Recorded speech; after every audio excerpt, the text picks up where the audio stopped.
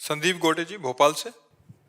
राधे राधे। राधे राधे महाराज जी, मैं पेशे से एक चिकित्सक हूँ, पर 13 साल से उन पुरुषों की मदद करता हूँ जिन्हें महिलाओं द्वारा या किसी के द्वारा झूठे केस में फंसाया जाता है। महाराज जी, मेरा प्रश्न है कि कर्म और धर्म के सिद्धांतों के अनुसार जब किसी पर झूठा आरोप लगते हैं तो उसे क्या करना चाहिए, क्या आंतरिक भावना रहनी चाहिए?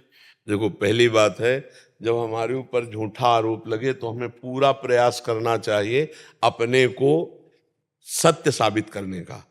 और जब हमको उस सत्य साबित करने पर भी दंड मिल रहा है और हमें वास्तविक दंड मिला, तो फिर हमें विचार करना चाहिए कि हमारे उस पाप का ये फल है जिसका ना सरकार ने दंड दिया और ना हमने प्रायश्चित किया, लेकिन पाप किया है। तो घूम करके यहाँ हमने पाप नहीं किया लेकिन मुझे दंड मिल रहा है, तो निश्चित समझो मुझे मेरे उस गुप्त पाप का फल है जिसको कोई नहीं जानता है।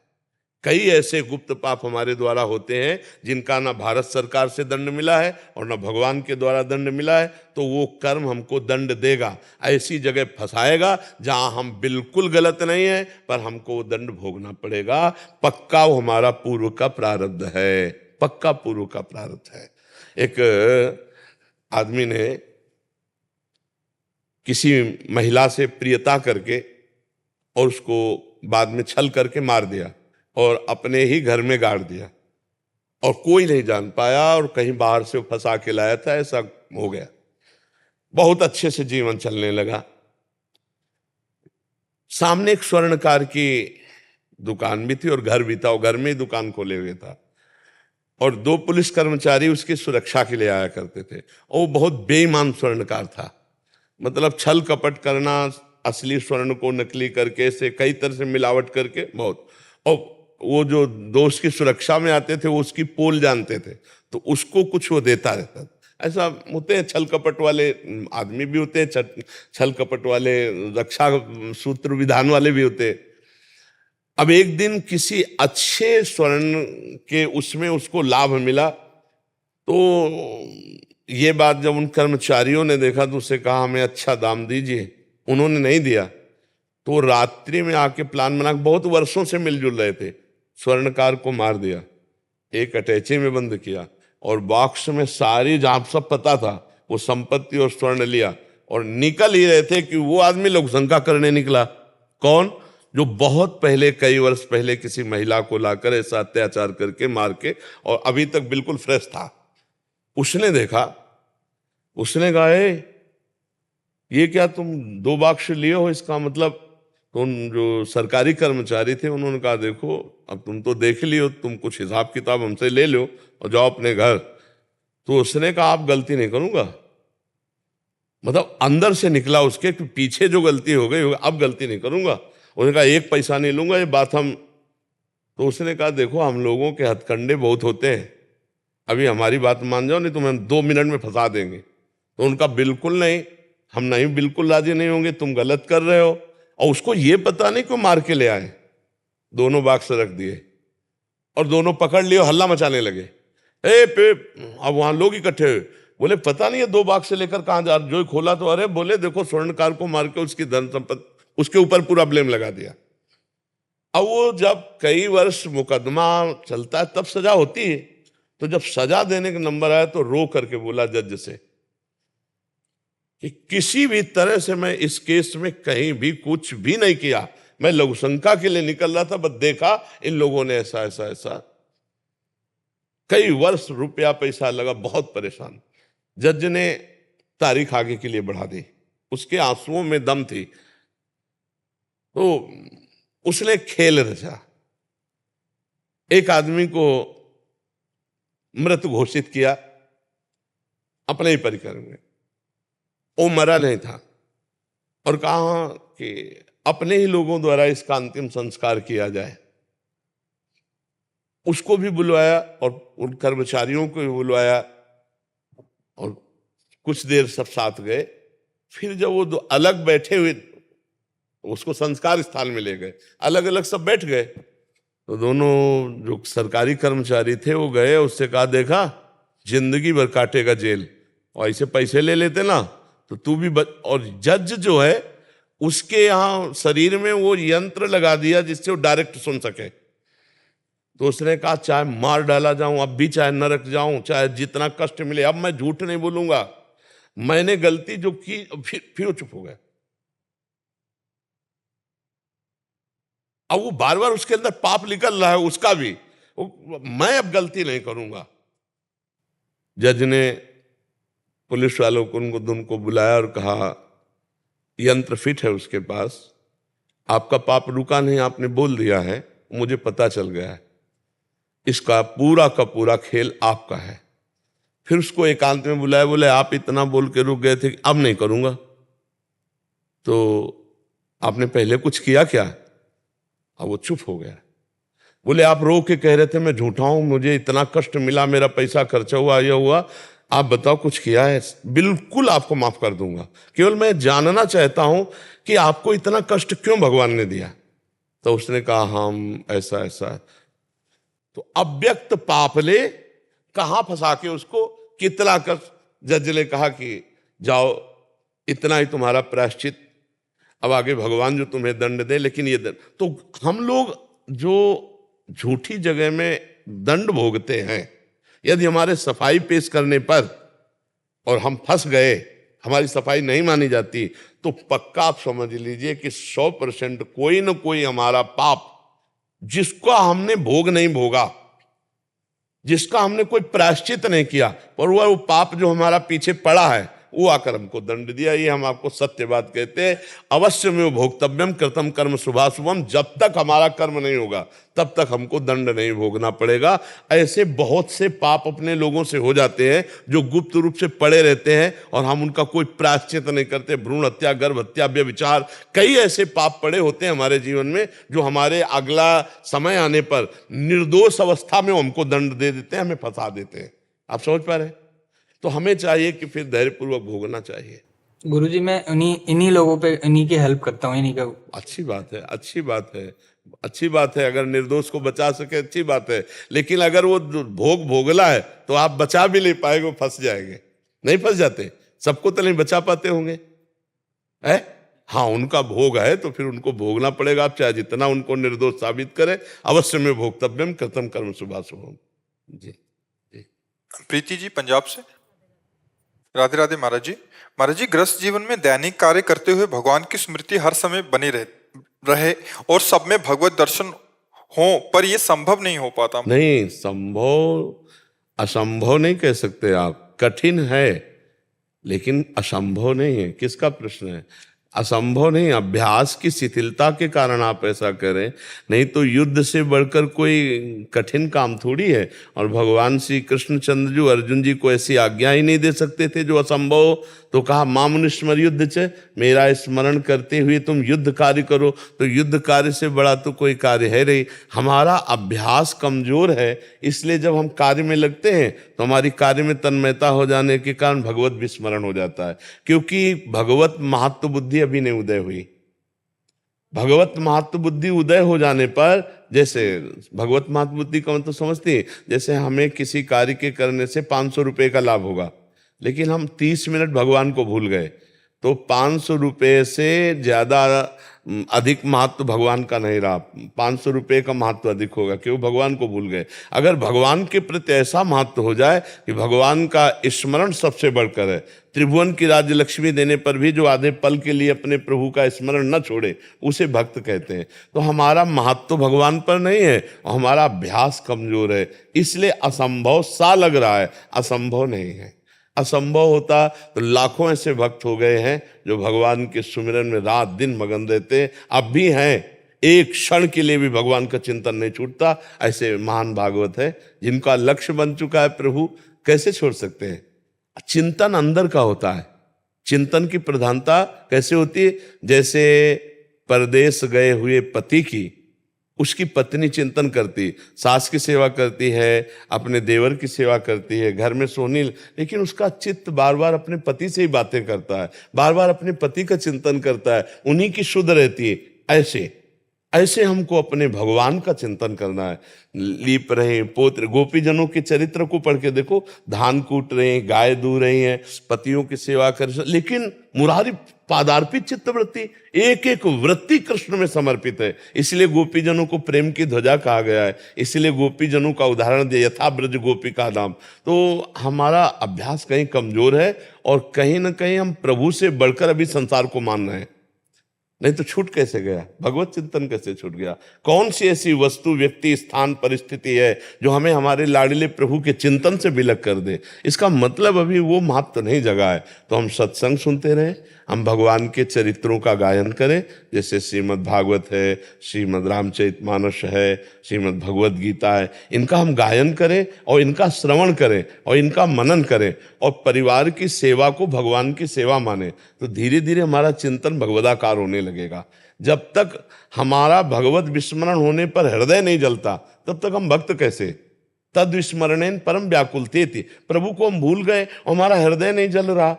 अरे हम अगर किसी लाभ के लिए व्यापार करते हैं तो हम घाटा बर्दाश्त नहीं करते। अगर घाटा हो जाता है तो हम परेशान हो जाते हैं। तो हमारा भजन छूट जाए, घाटा हो गया, हम परेशान नहीं हुए, इसका मतलब भजन का महत्व नहीं है। तद विस्मरणेन परम व्याकुलतेति, भगवान का विस्मरण होने पर हृदय ऐसा व्याकुल हो जाए। जैसे व्याकुलता को माप है कि जैसे मछली को जल से अलग करे तो तड़पने लगती है, ऐसे हम भगवान को भूल जाए तो हमारा हृदय तड़पने लगे। थोड़ी देर के लिए भूले, हृदय जल पड़ा। मौसम कौन कुटिल खल कामी, जिन मुँह को तन दियो ताको न भजन कियो, ऐसो नोन हरामी, ताही बिसरायो ऐसो नोन हरामी। देखो सूरदास जी महाराज के मौसम कौन कुटिल खल कामी। अभी हमारे अंदर प्रभु का महत्व तो नहीं आया, तो असंभव नहीं है, हम अभ्यास करें। अभ्यास योग युक्तेन चेतसा नान्यगामिना, यदि हम ऐसा अभ्यास करें कि जहाँ जहाँ चित्त जाए, जहाँ जहाँ मन जाए, वहाँ से हटा के बार बार नाम में लगाएं, तो एक दिन हमारा मन नाम में लग जाएगा। करत करत अभ्यास के जड़मत होत सुजान, रस्सी आवत जात ही सिल पर होत निशान। तो हमारे मन में नाम का निशान क्यों नहीं पड़ जाएगा? बार बार अभ्यास करेंगे तो हमारा मन नामाकार हो जाएगा, भगवदाकार हो जाएगा। आप हारिए नहीं, अभ्यास पुष्ट रखिए, आगे चल करके आप देखेंगे विजय आपकी होगी, क्योंकि आप भगवान के अंश हैं। और ये माया जनित जितने विकार हैं, भगवान के स्मरण करने से ये सब नष्ट हो जाते हैं, डिलीट हो जाते हैं, इनका अस्तित्व नहीं रह जाता है। आप घबराइए नहीं, असंभव नहीं है। बस महाराज जी, मेरी श्री जी की समृद्धि हमेशा बनी रहे। हाँ, बहुत उत्तम बात है और इसका अभ्यास करते रहिए। पूर्वी जी राजकोट से। राधे राधे महाराज जी। महाराज जी, बिना गुरु के भगवत प्राप्ति कैसे होगी? गुरु धारण करना जरूरी है क्या? वृंदावन आप कई बार आए हैं? फर्स्ट बार। फर्स्ट बार। तो आप रंगनाथ जी जाना है, सेवा कुंज जाना है, निधिवन जाना है, राधा रमण जाना, गाइड की जरूरत है कि नहीं? होती ना। तो फिर इस माया भरे भूल भुलैया में क्या गुरु की गाइड के बिना परमात्मा की प्राप्ति हो जाएगी? शिव भक्त हूँ, शिव भक्त हूँ, शिव भक्त। शिव को, राम को, हरि को, कृष्ण को एक ही है, परमात्मा एक है। हम केवल इतनी बात पूछते हैं, एक धाम में पवित्र दर्शन के लिए हमें गाइड की आवश्यकता होती है। आप यहाँ बिना गाइड के आ गए क्या? तो ऐसे ही परमात्मा की प्राप्ति बिना गाइड के हो जाएगी क्या?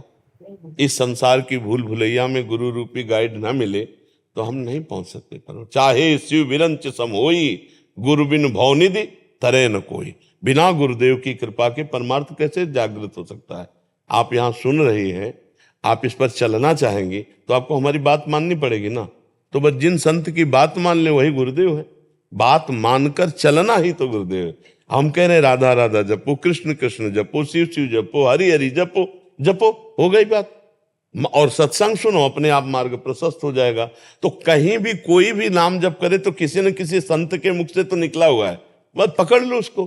गुरु का मतलब है किसी महापुरुष के द्वारा जो सत मार्ग प्रशस्त किया जा रहा है उसे हम पकड़ लें तो हमारा मार्ग पुष्ट हो जाएगा। बिना संतों के, बिना गुरुजनों के तो मार्ग में चला ही नहीं जा सकता, एक कदम नहीं चल सकते। मत की रति गति भूति भलाई, जब जे जतन जहां जे पाई, सो जानो सत्संग प्रभाऊ, लोकहु वेद नान उपाऊ।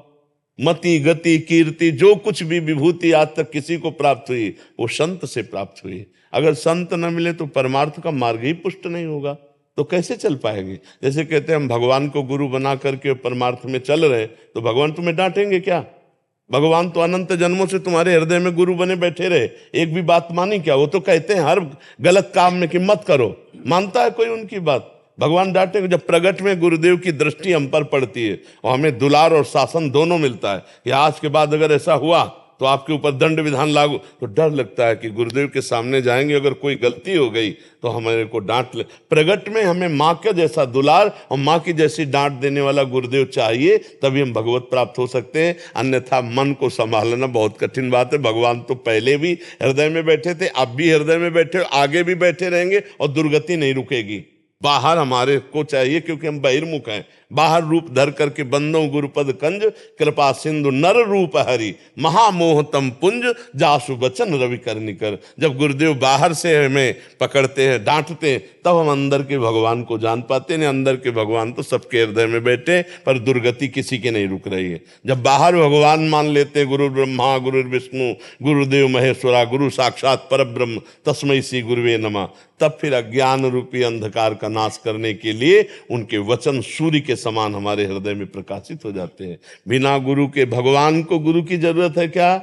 लेकिन संदीपनी गुरु किए ना श्री कृष्णचंद्र जी, राम जी के वशिष्ठ जी विश्वामित्र जी गुरु पद में थे ना, तो हम तो जीव हैं। वो तो जब ईश्वर अवतार लेते हैं तब गुरु पद में बिठालते हैं संतों को। तो हमें मानना चाहिए कि गुरु बिनु भवनिधि तरे न कोई। गुरुदेव की आवश्यकता है, पर गुरुदेव का मतलब केवल कंठी बनाना ही नहीं, उनकी आज्ञा का पालन करना है। उनके वचन पकड़ लिए, उनकी आज्ञा पकड़ ली, उसी से बहुत समुद्र पार हो गए। मनोज दुबे जी, प्रयागराज। राधा वल्लभ श्री हरिवंश। महाराज जी, मैं विगत 2 वर्षों से एकांतिक वार्तालाप सुन रहा हूँ। महाराज जी, मैं सीआरपीएफ में ड्यूटी करता हूँ। महाराज जी, मेरा स्वभाव बस जल्दी किसी पर भी विश्वास कर लेता है, जिसका परिणाम हमेशा प्रतिकूल ही मिलता है। महाराज जी, ऐसे में मुझे कैसे रहना चाहिए? महाराज जी, हाँ, विश्वास तो विवेक के निर्णय से कीजिए, ऐसा नहीं है। संसार में विश्वास नहीं, परमार्थ में भगवान पर विश्वास बिना विचार करके करना है। लेकिन संसार में बिना विचारे जे करे ते पाछे पछताए, काम बिगाड़ो अपनो जग में होता साए। ऐसे से ऐसा विश्वास नहीं कर लेते। पहले बुद्धि और विवेक लगाकर हम उसकी परीक्षा लेते हैं कि विश्वास योग्य है कि नहीं, तब फिर विश्वास करते हैं। भगवान और भगवान के मार्ग में प्रथम विश्वास, विचार की जरूरत नहीं, बिना ही विचार करी शुभ जानी। और संसार में बिना विचारे जे करे ते पाछे पछताए। पहले विचार करो, ये आदमी विश्वास योग्य है कि नहीं, ये जो बोल रहा है सत्य है कि नहीं, इसके जीवन में सत्य है कि नहीं, ये कपट तो नहीं कर रहा है, छल तो नहीं कर रहा है। ये संशय करके, जानकारी करके तब विश्वास किया जाता है, और भगवत मार्ग में नहीं। भगवत मार्ग में जो शास्त्र में लिखा है, जो गुरुजन कह रहे हैं, यथावत वैसे मान लेने से वो आगे परमार्थ में बढ़ जाता है। मात पिता प्रभु गुरु कह वाणी, बिना ही विचारी करी शुभ जानी। और संसार में बिना विचारे जे करे ते पाछे पछताए, काम बिगाड़ो अपनो जग में हो धसाए। तो हमें संसार में चलना है तो हमें सीधे विश्वास नहीं कर लेना, हमें पहले संशय करना है। ये आदमी कपट तो नहीं कर रहा है, ये आदमी असत्य मार्ग का अवलंबन लेने वाला तो नहीं है। अगर हम विश्वास कर लें मुझे फंसा लें, मुझे गलत मार्ग में ले जाए, संशय रखना चाहिए। परमार्थ में संशय शून्य और संसार में संशय युक्त, क्योंकि संसार दुविधा युक्त है, संसार छली है, संसार कपटी है। पाए जान जगत में सब जन कपटी कुटिल कलयुगी टंचु, इसलिए संशय रखना है। आप खुद अनुभव कर रहे हैं कि विश्वास में फिर मुझे धोखा मिलता है, हाँ, तो इसलिए संशय रखना है। हमें सब पे विश्वास नहीं करना। शास्त्र आज्ञा करता है भगवान और परमार्थ में विश्वास और संसार में संशय। संशय रख करके जब हमारे संशय की कसौटी से पास हो जाए तो विश्वास, नहीं तो नहीं। संसार में विश्वास नहीं, भगवान और परमार्थ में विश्वास के बिना नहीं चला जाता, और संसार में संशय के बिना नहीं चला जा सकता। इसमें चलना पड़ेगा, संशय लेके चलना पड़ेगा। हाँ, वो कितना प्यार से क्यों बात कर रहा है, क्या आपके पास है जो उसने देख लिया और आपसे प्यार कर रहा है? वो कुछ है, पहले उसको समेटो। क्या है, क्या इतना प्यार क्यों कर रहा है, सहसा प्यार क्यों कर रहा है? कुछ है जो उसकी नजर में आ गया है, लेना चाहता है, कोई स्वार्थ है, कोई उसकी पूर्ति है। ऐसे चला जाता है परमार्थ में। अगर स्वार्थ में, अगर व्यवहार में प्रवीण नहीं हुई तो बहुत छलिया है संसार, बहुत ठगी है संसार, और बड़ा निर्दयी है संसार। देखो विश्वास में कितना बड़ा धोखा हो सकता है। श्री जयदेव जी बहुत बड़े महापुरुष हुए, संत हुए हैं। उनको एक भगत ने बुलाया, तो उस समय स्वर्ण की असरफियां चलती थी, तो कई स्वर्ण की, उन्होंने कहा हमें जरूरत नहीं, उन्होंने कहा ले लो महाराज। तो श्रद्धा कारण उन्होंने अपने अचले में बांध लिया, चलो संत सेवा हो जाएगी किसी।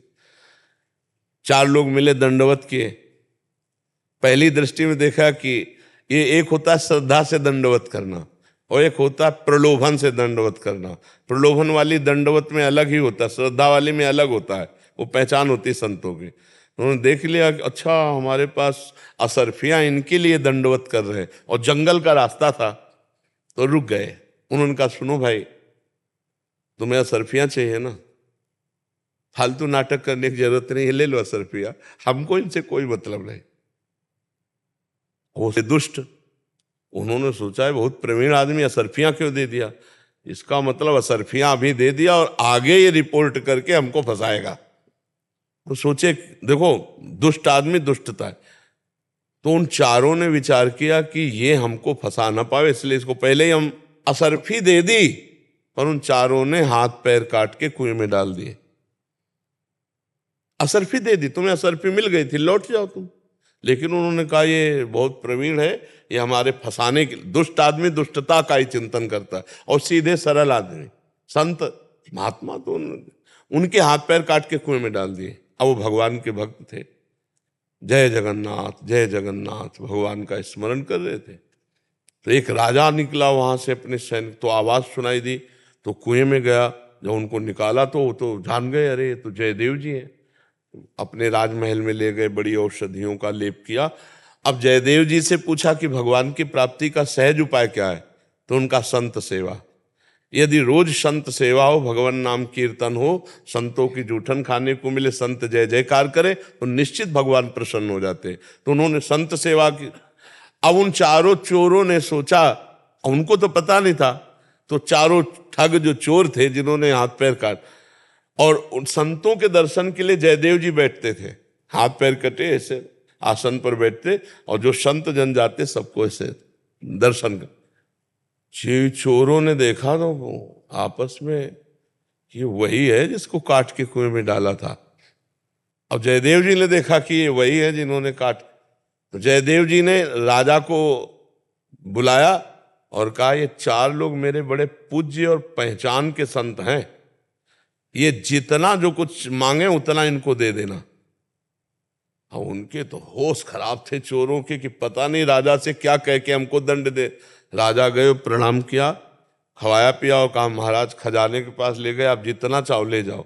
तो ठगे थे, गठरी बांधी। तो राजा ने सोचा कि संत तो ऐसे नहीं होते, पर महाराज कह रहे हैं, गुरुदेव कह रहे हैं कि ये संत है, तो हमको दोष भी दृष्टि नहीं देनी।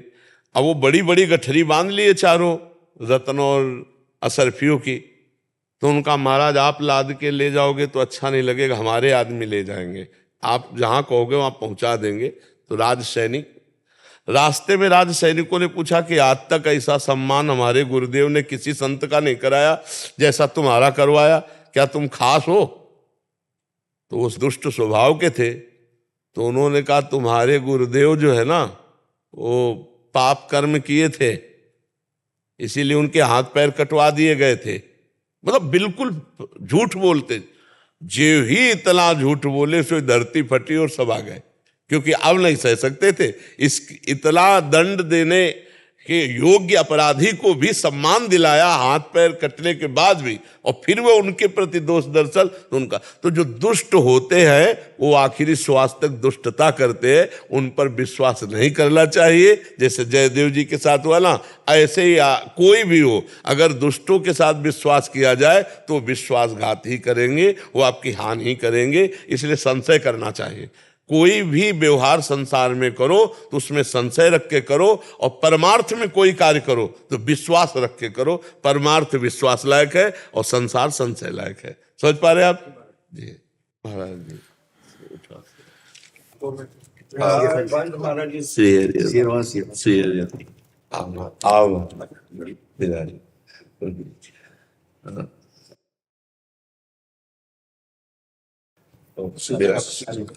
और आपको भी दुपट्टा लाभ ब्रिजवासी आपका स्वास्थ्य कैसा है? बस डायलिसिस होता रहता है महाराज। तो दंडवत आपको भी। मैं क्या है कि थोड़ा लेट हो, मंगला आरती करके आया क्योंकि मैं टाइम से लेट हो जाऊंगा, है ना। ये रात डेली मंगला चल रही है सेवा हमारी राधा जी, जी में जी, जी। श्री जी की वो करके मैंने उपासना करने के बाद माई महाराज जी से अगर 10 मिनट का फोन हो जाए तो हमारे ये गोस्वामी गोवर्धन लाल जी हुए थे, हैं ये 150 वर्ष है, ये मंगला सेवा अधिकारी है और बंगले वाले के नाम से मंगला करने का अधिकार आप ही का है। है 12 महीने का। तो ये 18 भाषाओं का ज्ञानी थे, ये 18 भाषाओं से सब ग्रंथ लिखते थे, ये पूरी भाषाओं का ज्ञान था इनका। यहाँ भी आप जो माने यहाँ पे हमारा पुराना स्थान है बंगला के नाम से आता है, वहां भी 500 वर्ष 550 वर्ष पुराना विग्रह है ठाकुर जी का, तो आज भी है तो उसकी सेवा पूजा हम भी करते हैं। ये है 18 भाषाओं का ज्ञान उनका है। उन्होंने कुछ ग्रंथ लिखे थे, उसमें ये है थोड़ा प्रकाश थोड़ा सा संक्षिप्त बता दें। वैसे तो मुझे है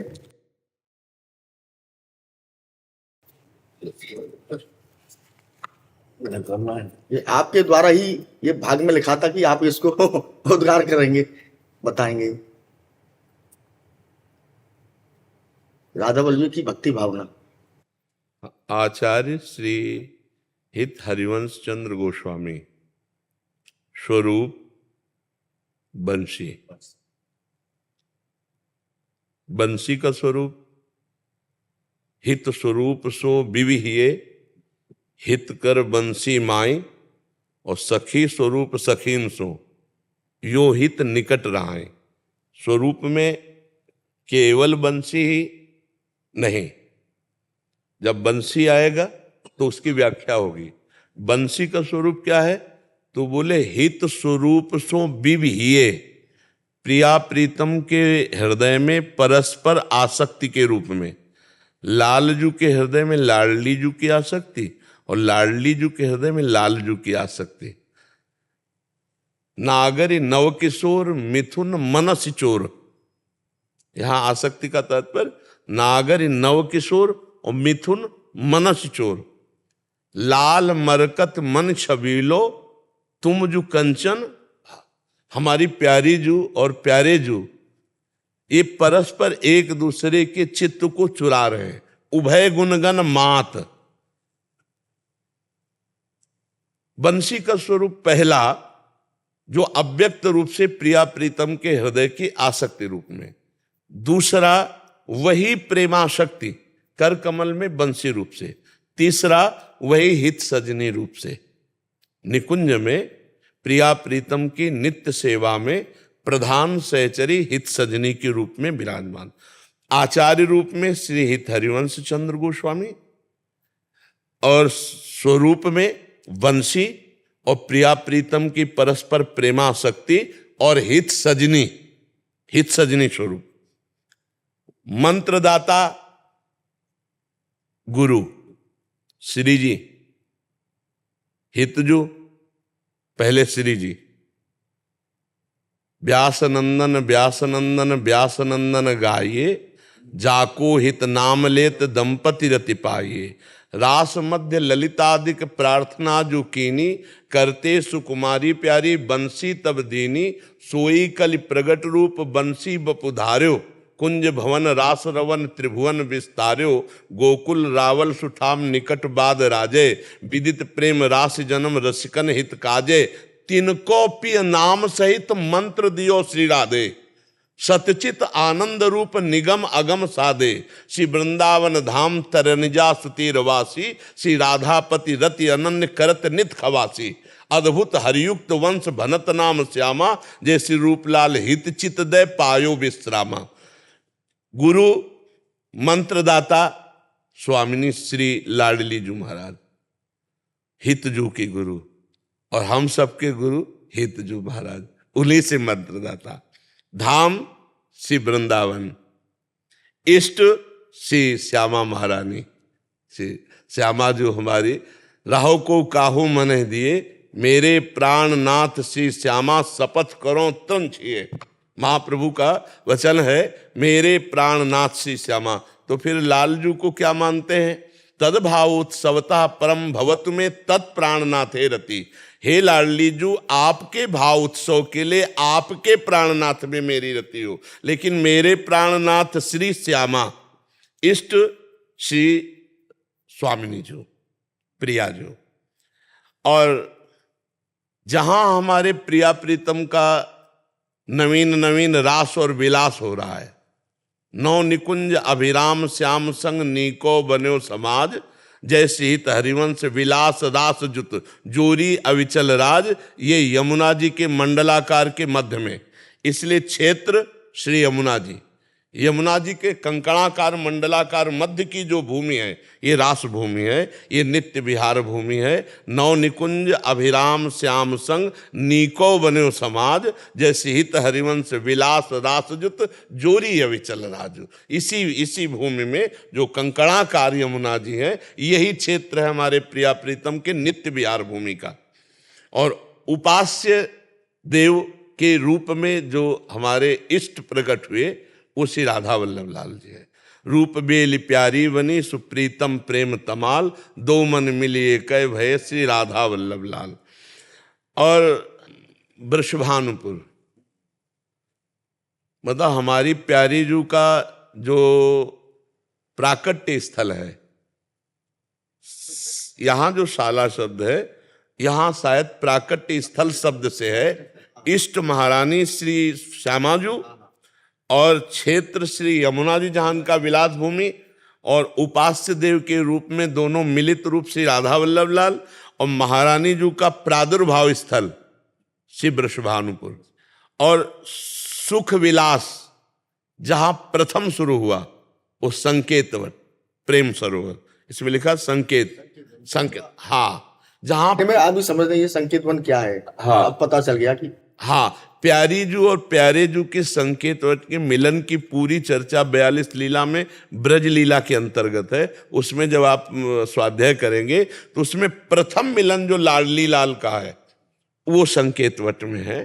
प्रथम मिलन लाडली लाल का, लालजू को श्री ललिता जू प्रेरित करके लाती है और लाडली जू को खेलने के लिए लाती है, और दोनों का जब मिलन होता है तो लालजू मूर्छित हो जाते हैं। उसी में लाडली जो विकल होकर वृषभानुपुर जाती है। फिर पूरा चरित्र है ब्रज विलास में। परिक्रमा संपूर्ण ब्रजमंडल 84 कोश। शाखा ये परमहंसों का रस है। परमहंस जैसे हंस जो होता है दूध और पानी मिला दे तो अलग अलग कर देता है। तो भजन और नित्य विहार भजन, इसको जो अलग अलग करके वर्णन किए तो वो परमहंस जन है जो इस रस का स्वाद लेते हैं प्रिया प्रीतम के नवनिवृत्त निकुंज का। ये परमहंस आधार, नागरीदास जी ने भी लिखा है, ये रस परमहंसों, अष्टक में लिखा है ये परमहंसों का रस है। तो इसमें परमहंस जन स्वाद लेते हैं। और मुक्ति क्या इसमें होती है? बोले सामीप्य मोक्ष। सामीप्य मोक्ष का मतलब होता है आराध्य देव के समीप रहना, आराध्य देव के समीप रहना। तो अपने यहाँ उसे प्रिया प्रीतम के सहचर भाव को स्वीकार, सहचरी से मतलब साथ रहना। तो उसी को यहाँ महाराज जी ने लिखा है कि मोक्ष में कौन सा मोक्ष स्वीकार? तो बोले सामीप्य। पर जब हम सेवा भाव को स्वीकार करते हैं तो मोक्ष शब्द का त्याग हो जाता है। आचार्य चरण लिखते हैं हरिवंश महाप्रभु, अलम विषय वार्तया नरक कोटि विभत्सया व्रथा श्रुति कथाश्रमो बत विभेम कैवल्यता। कैवल्य कहते हैं मोक्ष सुख को। मुझे मोक्ष सुख से भय लगता है, नहीं, हमें प्यारे जू की सेवा में रहना है। तो उसको बहुत संभाल के लिखा है कि जो मुक्ति है वो क्या प्राप्त होती है राधा वल्लभी जनों को? बोले सामीप्य, प्रिया प्रीतम का सानिध्य। हाँ, प्रिया प्रीतम का सानिध्य प्राप्त होता है। फिर लिखा है द्वार, कहां से हमारा प्रवेश होगा? बोले युगल से। हमारे द्वार हैं युगल। अगर हम प्रिया प्रीतम की आराधना नहीं करेंगे तो निकुंज द्वार में प्रवेश नहीं पा सकते। निकुंज द्वार में प्रवेश पाने के लिए युगल आराधना अनिवार्य है। नवल किशोर उपासना जुगल मंत्र को जाप, जुगल मंत्र को जाप, वेद रचकन की बानी, श्री वृंदावन धाम इष्ट श्यामा महारानी। तो फिर लिखा है मुनि। तो इस मार्ग में हम प्रथम कदम रख सके, इसलिए सेवक वाणी में लिखा है श्री सुख मुख जू बचन सुनावहु तब श्री हरिवंश सुनाम कहा हो। पहले श्री सुखदेव की वाणी सुनाओ भागवत। तो इसमें लिखा है इसके मार्ग के मुनि कौन है, तो बोले श्री सुखदेव जी। अर्थात श्री सुखदेव जी के द्वारा गाई, भगवत रसिक जी भी कहते प्रथम सुने भागवत भक्त मुख भगवत बानी। पहले किसी महाभागवत से श्री सुखदेव जी द्वारा गाई हुई श्रीमद् भागवत और श्री गीता जी सुने, तब निकुंज द्वार की तरफ से, तब युगल सरकार की तरफ बढ़ पाए। तो लिखा है कि मुनि श्री सुखदेव जी और इसके ऋषि श्री नारद जी। प्रारंभ में जो भक्ति सूत्र है वो नारद जी के, और जो ग्रंथ स्वाध्याय है वो भागवत जी के। तब नवनिवृत्त निकुंज में प्रवेश होता है, तब नवनिवृत्त निकुंज के लायक उसका हृदय बनता है। इतना माने स्टेप फाउंडेशन है ये, एक तरह जी, का है ना, जी। स्टेप बाय स्टेप, माने कि आप किस तरह से संप्रदाय में आप समर्पित की भावना जो है वो सारी चीज इसमें है। हाँ बिल्कुल बिल्कुल, अक्षर की बात है। जी। और इसको जब हम प्राप्त हो जाते हैं, मतलब इसके हम जब आगे बढ़ते हैं, तब हरिरिति अक्षर बीज ऋषि बंसी शक्ति सुवंश नक्सिक सुंदर ध्यान धरी सुजय जैसी हरिवंश, सब छूट कर केवल हरिवंश, केवल उसमें आ जाया जाता है। अच्छा, आगे लिखा है देव नारायण। चूंकि श्रीमद् भागवत में विशेषता नार शयन करने के कारण, जल में शयन करने के कारण भगवान को नारायण, और उसी से बहुत से अवतारों का वर्णन होता है, इसलिए महाराज जी उसको ले लिए हैं। बकाया देव तो श्री राधा वल्लभ लाल ही है। रसना कटो जो अन्न रटो, निरख अन्न फुटो नयन, श्रवण फुटो जो अन्न सुनो, श्री राधा जस बैल। वो भागवत के अनुसार, जैसे ऋषि देव ऋषि नारद और ग्रंथ प्रारंभिक श्रीमद् भागवत, तो उसी के आधार पर नारायण। अच्छा, वेद यजुर्वेद वर्णन करते हैं, पर नवनिवृत्त निकुंज में चलने के लिए वेद रचकन की वाणी, जहां वेदान्नपि सन्यस्ति सा केवलम अवच्छिन्न अनुरागम लभते, जहां प्रेम मार्ग में आगे बढ़ा जाता है तो वेद का त्याग कर दिया जाता है, चारों वेदों का। जैसे भगवान ने गीता जी में कहा कि त्रैगुण विषया वेदा निस्त्रैगुण्य भवार्जुन। वेद 3 गुणों का वर्णन करते हैं, इसलिए त्रिगुणातीत अवस्था के लिए वेद का भी त्याग कर ले की बात है। वेदान्नपि सन्यस्ति, पर महाराज जी ने इसमें सहजता में लिखा है हाँ कि वेद यजुर्वेद और शाखा माध्यन्दिनी ये यजुर्वेद के अंतर्गत आती है। और निष्ठा तुलसी चरणामृत और महाप्रसाद। श्री लाडली लाल को जो भोग लगा वो उच्छिष्टामृत महाप्रसाद और श्री राधा वल्लभ लाल का चरणामृत और उनके श्री चरणों में चढ़ी हुई तुलसी, ये हमारी निष्ठा का विषय है। हाँ, गोत्र जैसे इसमें लिखा है अच्युत, ये अच्युत गोत्र समस्त वैष्णवों को होता है, पर हम लोगों का जो गोत्र है श्री हरिवंश सुगोत कुल देवजाति हरिवंश। सेवक जी महाराज लिखे श्री हरिवंश सुगोत कुल देवजाति हरिवंश। पर जब हम पूरी वैष्णव पद्धति को लेते हैं तो अच्युत गोत्र है, समस्त वैष्णवों का अच्युत गोत्र है। और इसके बाद हमारे उपास्य देव का वर्ण गौर, प्यारी जो, हाँ प्यारी, हाँ हमारे प्रधान उपास्य देव श्री लाडली जो है इष्ट श्यामा महारानी।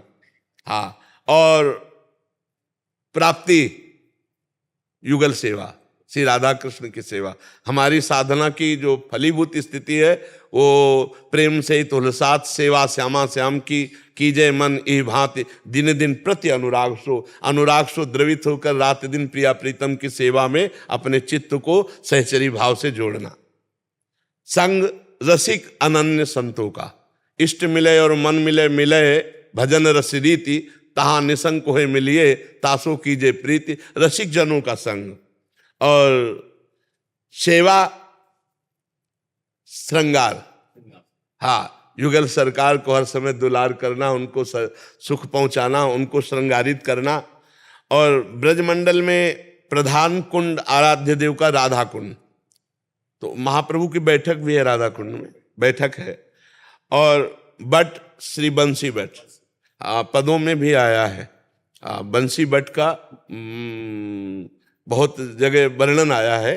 तो बंसी बट महाप्रभु की प्रिया प्रीतम की केली भूमि भी है। और पर्वत गिरिराज, गिरिराज गोवर्धन, तेरो ध्यान राधिका प्यारी गोवर्धन धर लालही, महाप्रभु का लिखा हुआ इस पुटवाणी में पद है। और सरोवर मानसरोवर, भूमि संपूर्ण ब्रजभूमि, पुरी से मथुरापुरी, भाव दासित्व, श्री जी का दासत्व भाव, सेवा, आठों पैर दुलार करना, सार श्री हरि कृपा, हरिवंश कृपा, सार बात है कृपा, स्वभाव शांत मृदुल सहज जी, धर्म श्री जी की दृढ़ रसिक अनन्य भक्ति, श्री जी की दृढ़ रसिक अनन्य। तो रसिक अनन्य, रसिक कासो कहे, बोले जिनके हृदय में प्रतिपल लाडली लाल के प्रति नवीन नवीन सुख देने का भाव, उन्हें रसिक कहते हैं। रसिक तवै पहचानिए जाके या रस रीति, छिन छिन ही में उपजे लाल लाडली प्रीति, लाल लाडली प्रीति, लाल ललना मिल ह्यो सिरावत मोर, ये रसिक का स्वरूप। बोले कर्म श्री जी को संतुष्ट करना, हाँ श्री जी को मतलब संतुष्ट माने श्री जी अपनी को सेवाओं से, हाँ श्री जी संतुष्ट हो गई आपकी सेवा से, प्रसन्न हो गई, श्री जी को सुख पहुंचाना जी। इस तरह 37 पदार्थी श्री राधा वल्लभी संप्रदाय के महत्व के समर्थक हैं। इन शब्दों के विशेष विवरण बाहुल्य भय से नहीं लिखे जाते कि ज्यादा विस्तार को प्राप्त होगा, और जो समझ पाए तो समझ पाए जी जी जी बहुत अनंत, बहुत। अब ये आपने संक्षिप्त प्रकाश डाला, थोड़ा इससे कंफ्यूजन था, आज थोड़ा हो गया हमें, बहुत चलो समय लिया। नहीं, बहुत कृपा की महाराज जी आपके। स्वामी परमात्मानंद जी महाराज, गुरुदेव आपके चरणों में महाराज जी, आपकी कृपा से हम बेसहारा गौ माता की सेवा करवाते हैं और श्री रामायण जी एवं श्रीमद् भगवत गीता जी के अखंड पाठ करवाते हैं। महाराज जी, हम आपके श्रीमुख से गौ माता जी की महात्म और उनकी सेवा का हमें फल बताइए, जिससे उत्साह बने। कई बार गौ माता के विषय में भी चर्चा हुई है। यदि हमारे अंदर भगवत भाव गौ माता के प्रति हो जाए, कि स्वयं श्री भगवान चराचर जगत में तो व्याप्त हैं ही, पर हमारे धर्म में प्रधानता जैसे वेद माता गायत्री की है, ऐसे ही गौ माता की। अगर हम गौ माता के प्रति भगवत भाव रखें, पशु दृष्टि न रखें, और ये भाव रखें कि इनकी सेवा मात्र से गोविंद की प्राप्ति हो जाएगी, दूध की प्रधानता या स्वार्थ की प्रधानता या उनके निमित्त से धन लाभ की प्रधानता न रख करके भगवत प्राप्ति के लिए भगवत भाव से गौ सेवा की जाए, तो निश्चित भगवान की कृपा और ऐश्वर्य की भी प्राप्ति। जहाँ गौ माता गोबर करती हैं और मूत्र त्याग करती हैं, तो गौ माता के गोबर में लक्ष्मी जी का वास है। इसीलिए पहले पवित्रता के लिए घरों में गोबर से लिपा जाता था। गौ माता के गोबर से जो उपले होते हैं, उनसे जो रोटी बनती है, वो परम सात्विक और भगवत प्राप्ति में सहायक बुद्धि प्रकाशित करने वाली होती है।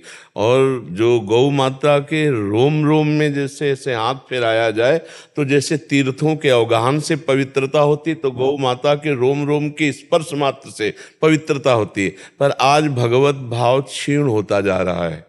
कुछ ऐसे महानुभाव हैं जो भगवत भाव से सेवा करते हैं, नहीं तो दूध की प्रधानता या यश की प्रधानता या लक्ष्मी की प्रधानता रख लेने से हमारी गौ सेवा में बाधा पड़ जाती है। जो गौ सेवा, जैसे वयोवृद्ध गौ है, दूध देने योग्य नहीं है, बीमार हैं, या जिनका कोई पालन नहीं करता है, जैसे आज बैल की अव्यवस्था है, क्योंकि बैलों उसके द्वारा अब खेती जोती नहीं जाती, तो ट्रैक्टरों का प्रयोग हो रहा है, तो बैलों की जो अव्यवस्था हो रही है, तो गौ सेवा के अंतर्गत हम दूध ना देने वाली गाय, वयोवृद्ध गाय, बीमार गाय और बैल आदि की जो सेवा भगवत भावना से की जाए, तो निश्चित लोक परलोक सब सुधर जाए, निश्चित भगवत प्राप्ति हो जाए। और हमारी प्रार्थना है कि हर एक गृहस्थ को अपनी आय से 1 रुपया ही निकालकर प्रतिदिन यदि हम रखें, तो 30 रुपए का हम एक दिन अगर गाय को चारा एक गाय को दे दे तो हम अपने धर्म का पोषण करने वाले बन जाएं। इस हिसाब से अगर हमारी आय अधिक है तो हम अधिक रुपया 10 रुपया रोज निकाल करके रखें, 100 रुपया रोज निकाल करके रखें, क्या घाटा चला जाएगा।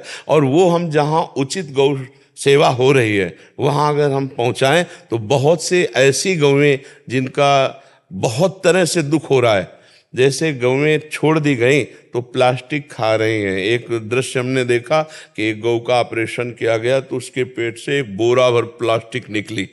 अब उनको भोजन नहीं मिलता तो इधर उधर पड़ी हुई प्लास्टिक, अगर वो गौशाले में सुरक्षित हैं, सेवा और चारा पा रही हैं तो हमारे धर्म का पोषण हो रहा है। गौ हमारे सनातन धर्म में परम पूज्य स्थान माता का प्राप्त किए हुए, जैसे वेदत्रयी गायत्री माता ऐसे गौ माता। तो हमें लगता है कि सब गृहस्थ जन जो है कुछ न कुछ अर्थ अपना गौ सेवा के लिए अगर निकाल के रखें और समीपस्थ जो गौ सेवा हो जहाँ गौशाला आदि वहाँ पहुँचा दें या चारा खरीद कर स्वयं पहुँचा दें तो गौ सेवा होने से हमारे धर्म की रक्षा होगी और हमारे भगवान प्रसन्न होंगे। जब पृथ्वी को पीड़ा पहुँची तो गौ रूप धारण करके भगवान को पुकारा तो भगवान का अवतार हो गया और भगवान अवतार लेकर गोविंद रूप से गौओं की सेवा की। इसलिए हमें लगता है सबको गौ सेवा में सहयोग करना चाहिए। स्वयं पाल करके यदि सेवा करने की सामर्थ्य न हो तो जहाँ गौ पालन हो रहा है वहाँ अपना कुछ सहयोग पहुँचा देना चाहिए। हम भारतवासी कितनी मात्रा में हैं,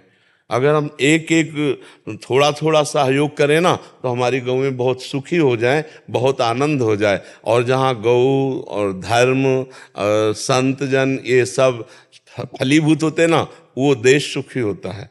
वहाँ समय समय पर वर्षा, समय समय पर पृथ्वी अन्न आदि देती है। और जहाँ गौ और धर्म और संत इनका अनादर होता है वहाँ फिर बहुत प्रकार के दुर्भिक्ष और बहुत प्रकार की अनिष्टकारी बुद्धियाँ प्रकट होने लगती हैं। इसलिए गौ सेवा में बहुत लाभ है, हमें सबको गौ सेवा करनी चाहिए। यदि प्रगट में हम अपने घरों पे न रख पाएँ तो जहाँ गौ सेवा हो रही वहाँ अपना सहयोग पहुँचाना चाहिए। इससे भगवत भी प्राप्ति हो जाएगी, बुद्धि निर्मल हो जाएगी। अगर आप धन भी चाहते हैं तो गौ कामधेनु स्वरूपा है, वो आपकी कामनाओं की भी पूर्ति कर देंगे। जी आपकी कृपा है महाराज, बेसहारा गौ माता की सेवा करवाते। हाँ बिल्कुल बिल्कुल बिल्कुल ऐसा संत जनों से ही हो सकता है, क्योंकि प्रायः जो स्वार्थ बुद्धि रहित होते हैं वो ऐसी सेवा कर सकते हैं। नहीं तो ना ज़्यादा तो अर्थ का लाभ और दूध का लाभ, नाना प्रकार की जो लाभ चेष्टाएं हैं, फिर उनमें जो बीमार गौएं हैं, जो दूध देने वाली नहीं, जो सांड हैं, जो बैल हैं, उनकी सेवा में फिर अरुचि हो जाती है यदि अर्थ लाभ की प्रधानता हो। ऐसे तो संत जन ही उदार चित्त वाले हैं जो स्वार्थ बुद्धि का त्याग कर गौ सेवा में भाव रखते हैं। आप बड़ी कृपा के दर्शन। तो गौ सेवा कैसे होगी? गौ सेवा भक्तजन कराते हैं हमारे जो सेवादार हैं। अच्छा है? ये प्रेरणा देते हैं जी ग्रामवासियों को। नहीं अच्छा, तो ग्रामवासी उनकी प्रेरणा से गौशाला बना देते हैं जी वहाँ। हाँ तो बहुत अच्छी बात है, ये तो और उत्तम बात है। तो जंगल में रहते हैं। हाँ बहुत उत्तम बात है। अर्थ का, कामिनी का और कीर्ति का, तीनों का त्याग करने पर ही भगवत प्राप्ति होती है। बहुत सुंदर। नहीं, हमें बहुत उत्साह है नए नए बच्चों को देखकर। हाँ और प्रेरणा करो हमारे समाज में भगवत प्राप्ति के मार्ग में अग्रसर हो। जैसे नौजवान बच्चे ना ये तप और संयम से जब चलेंगे तो आगे चलकर हमारे भारत के लिए ये विभूतियाँ बनेंगे, ये जगत कल्याण करने वाले बनेंगे। इस अवस्था से जो चलते हैं ना ब्रह्मचर्य पालन करके, वो आखिरी तक अवश्य माया पर विजय प्राप्त कर लेते हैं। इसलिए चलो बहुत सुंदर, अच्छा लगा। माता जी बाबा जी की लगभग जी 50 गौशालाएं हैं जो इनके आशीर्वाद से चल रही हैं। हाँ बिल्कुल ठीक है। पंजाब और राजस्थान इनके अंदर है। तो उनमें मतलब गृहस्थ लोग उसके मुखिया होते हैं। हाँ जी महाराज। और वो अर्थ आदि लेकर उनकी सेवा करते हैं। आप उनके संरक्षा और निर्देशन देते रहते हैं। अपने खेत में कुटिया बनी हुई है इनकी। ये तो भिक्षावृत्ति से जीवन चलता है या मतलब भिक्षावृत्ति महाराज। जो गृहस्थ लोग भिक्षा दे दिए बना के, उसी को पा लिया। 7 घरों से या एक घरों से, एक घर से? जैसे महाराज वैष्णव है तो एक घर से भी ले लेते हैं जी। अच्छा। कोई वैष्णव काम है तो 5 घर से भी, 7 घर से। हाँ बहुत सुंदर, बहुत वैष्णव की खाते हैं महाराज। हाँ बिल्कुल। एक महीना जैसे इस गांव में रहेंगे जी, एक महीना दूर किसी और गांव में। बहुत सुंदर, बहुत खुद का कोई आश्रम नहीं है। हाँ बहुत सुंदर, बहुत सुंदर। ठीक है, चलो बच्चों बहुत अच्छा लगा। धन्यवाद।